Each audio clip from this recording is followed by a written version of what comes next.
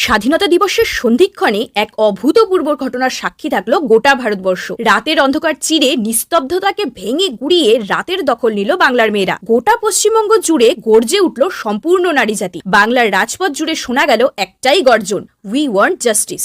হ্যাঁ, তারা বিচার চায়।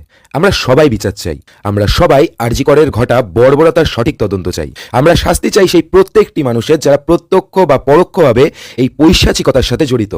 আর বাংলার মেয়েরা যখন রাতের দখল নিচ্ছিল, ঠিক তখনই সেই আরজি কর মেডিকেল কলেজ দুষ্কৃতীদের দখলে চলে যায়। তছনছ করে দেওয়া হয় সম্পূর্ণ হাসপাতাল। রুগী থেকে ডাক্তার কেউই তাদের হাত থেকে বাঁচতে পারে না। লন্ডভন্ড করে দেওয়া হয় ডাক্তারদের আন্দোলন মঞ্চ। তাণ্ডবের আড়ালে কি প্রমাণ লোপাট করাই ছিল মূল উদ্দেশ্য, উঠছে প্রশ্ন।